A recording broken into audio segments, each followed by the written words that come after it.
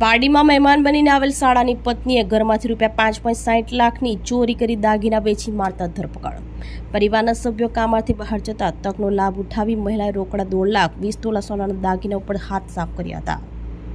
પારડી તાલુકામાંથી એક ચોંકાવનારો કિસ્સો સામે આવ્યો છે, જ્યાં ઘરના જ એક સંબંધીએ વિશ્વાસઘાત કરીને લાખો રૂપિયાના સોનાના દાગીના અને રોકડ રકમ પર હાથ સાફ કરી દેતા પારડી પોલીસ મથકે ફરિયાદ નોંધાઈ હતી। મહેમાન બનીને આવેલ શાળાની પત્નીએ ઘરમાંથી ₹5 લાખથી વધુની ચોરી કરી વેચી મારતા પોલીસે તેની ધરપકડ કરી છે। પ્રાપ્ત વિગત અનુસાર પારડી તાલુકાના વેટલાવ ગામે આવેલા મોગરા ફળિયાના ઉત્તમ એન્કલેવ બિલ્ડિંગના ફ્લેટ નંબર A404માં રહેતા નિકિત અનિલભાઈ દેસાઈના શાળાની પત્ની રુચિબેન હિતેશભાઈ પટેલ રહેવાસી સમર્પણ સોસાયટી અડાજણ સુરત સામે ચોરીનો આક્ષેપ કરવામાં આવ્યો છે। રુચિબેન દેસાઈ પરિવારના ઘરે રોકાવા માટે આવ્યા હતા। 23 જૂનની સવારે પરિવારના સભ્યો કામમાંથી બહાર ગયા હતા અને ત્યારે તકનો લાભ ઉઠાવીને રુચિબેન કબાટની ચાવી શોધી કાઢી હતી। તેમણે કબાટ ખોલીને અંદર રાખેલા સોનાના કિંમતી દાગીના અને રોકડ રૂપિયાની ચોરી કરી લીધી હતી।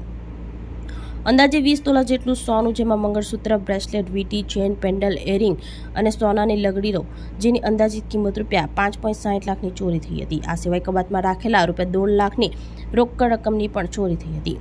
જ્યારે પરિવારને ચોરી અંગે ખબર પડી અને આરોપી મહિલા સામે શંકા ગઈ ત્યારે પૂછપરછ દરમિયાન મહિલાએ ચોરીની કબૂલાત કરી હતી અને સુરતના ઝવેરીને દાગીના વેચી દીધા હોવાનું જણાવ્યું હતું। જોકે મુદ્દામાલ પાછો ન મળતા આખરે મામલો પોલીસ મથકે પહોંચ્યો હતો।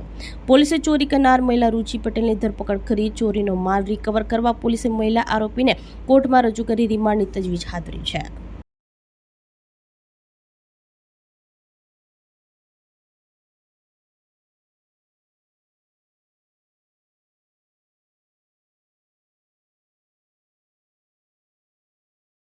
આપણી સંકલ્પ ન્યૂઝ ચેનલને સબસ્ક્રાઇબ અને લાઇક કરો, બેલ આઇકન દબાવો જેથી આવનાર ન્યૂઝ અપડેટ્સની નોટિફિકેશન આપના મોબાઈલ પર સૌથી પહેલા પહોંચે।